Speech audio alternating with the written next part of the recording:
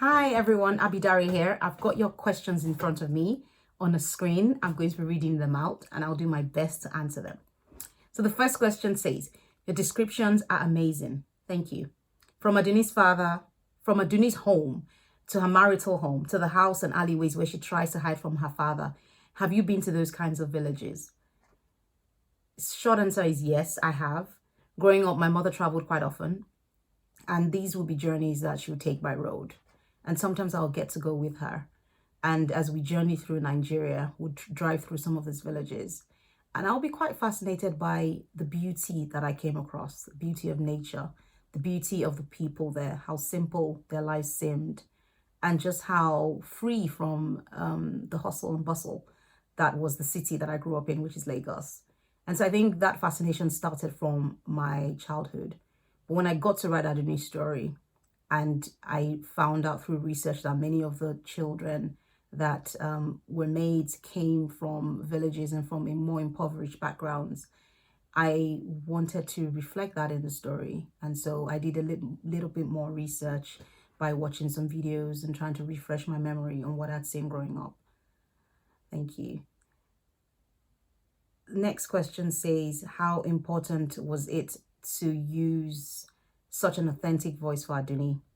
Were you worried that some readers might struggle with it?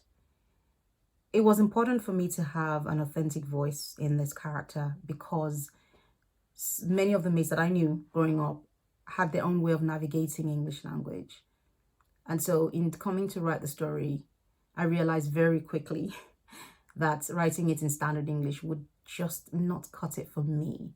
Now, I was writing for really an audience of one, and maybe for my creative writing classmates and my supervisors, because I was submitting this work as part of my dissertation. And so I had a little bit of concern that the book might not be well received. But so far, I've received such amazing feedback. And I've even had a few people say to me that after reading the book, they spoke a bit like Aduni for a few days or a few hours. So which is great. The next question says, did your family have a housemaid when you were growing up?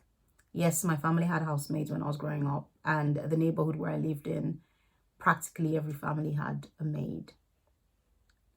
The next question says, do you think Aduni's father would have handed her over to be killed if he'd found her?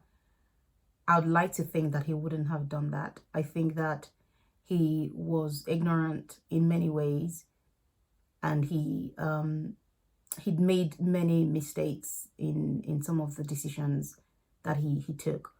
But I don't see him as somebody who would hand his daughter over to be killed. And I'm not sure what he would do if he found Aduni, but it probably wouldn't be for her to be killed.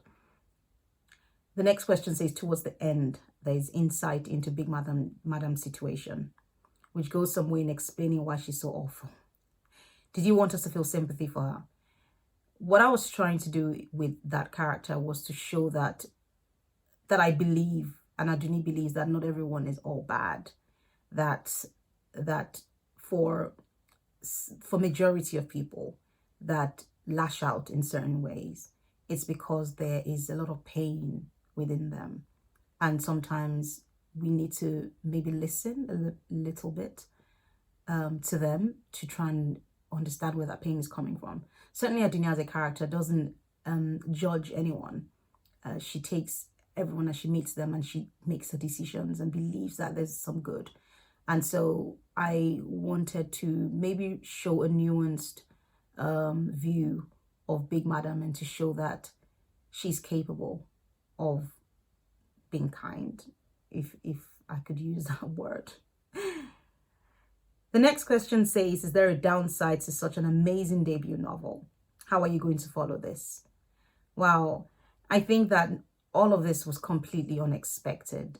I still get completely amazed and humbled by the great reception and love that the Girl with the Louden Voice has received. Now, I'd say that as a writer, the only thing I can control is what I put into the novel, right? The manuscript itself. I cannot control anything that happens after that. And so it's totally up to the readers to you know, to love the book and to champion it. And I'm so grateful for what has happened with The Girl with Loud Voice. I think that, how am I going to follow with this? I think I'll just do what I know how to do best, which is to tell stories from my heart and to tell stories that I really want to tell, and hope that my other books will be received in the same way. I can only just keep writing. The final question says, has the book been optioned as a film yet?